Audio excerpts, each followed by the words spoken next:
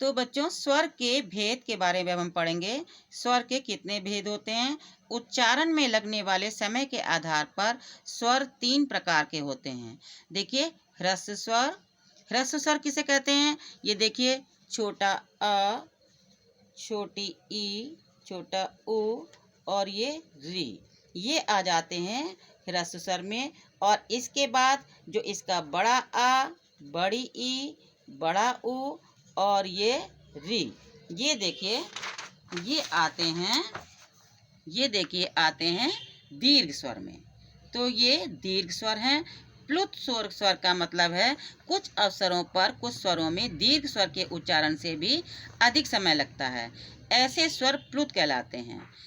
इसकी पहचान के लिए स्वर के साथ ये जो चिन्ह होता है ये लगा देते हैं। जैसे ओम, ये देखिए, ओम को अगर हम लिखेंगे तो ये इस तरह का, इसकी वजह से इसमें ज़्यादा समय लग रहा है। ओम को हम इस तरह से लिखेंगे और इसमें इसको, ये ओम प्लुत है। प्लुत का मतलब होता है छुपा हुआ, यानी ये चीज़, ये चिन्ह जो है छुपा हुआ है, इसलिए इसको बोलने में देर का समय लगता है। जैसे ओम।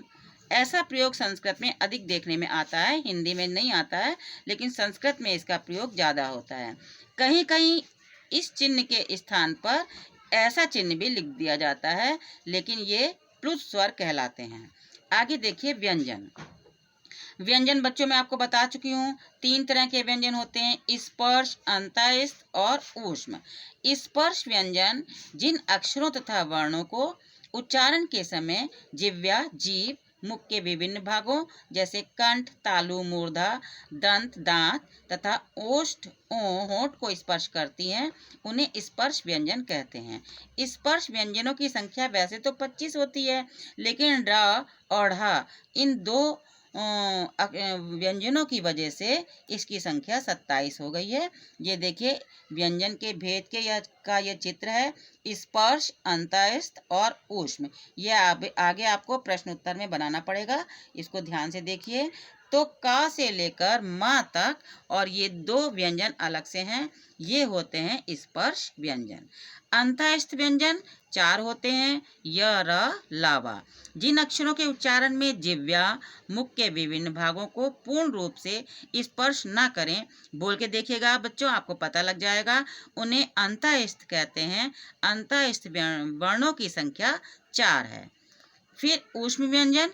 ऊष्म यानी गरम। ऊष्म का मतलब होता है गरम। जिन वर्णों के उच्चारण में मुंह से रगड़ खाकर हवा बाहर निकलती है, जैसे बोलिए बच्चों, श में जीभ तालू से लगी, तो श में भी, स में भी और ह में भी। तो ऊष्म माने गरम होता है, और ये श, स, ह, ये 4 ऊष्म व्यंजन होते हैं। संयुक्त व्यंजन। जब 2 व्यंजन आपस में मिल जाते हैं तो इनका रूप बदल जाता है और इनको अलग प्रकार से लिखा जाता है। जैसे देखिए बच्चों, क, ये है क। का को जब हम लिखेंगे तो इसको का में इसके नीचे हलंत लग जाएगा, और श प्लस छ, तो छ कैसे बना? क प्लस श, का प्लस श मिलकर बना छ। आगे देखिए, ज प्लस य, य, त प्लस र, त्र, श प्लस र, श्र। अक्षर, ज्ञान, त्रिकोण, श्रवण, ये संयुक्त व्यंजन का चित्र है। और त्र, य, छ, श्र, ये चारों संयुक्त व्यंजन हैं। त्र आपको बताया मैंने, ता के नीचे र प्लस र मिलकर के त्र बना। आगे देखिए, ध्यान दें, कुछ विद्वान श्री को भी पंचम संयुक्त व्यंजन मानते हैं। श्र का श प्लस री स्वर श्रृंगार, परंतु री चूंकि स्वर है, व्यंजन नहीं, इसीलिए री को का संयोग होने के कारण ये संयुक्त व्यंजन नहीं होगा। अब देखिए हलंत। किसी भी, ये बच्चों संस्कृत में इसका प्रयोग ज़्यादा होता है।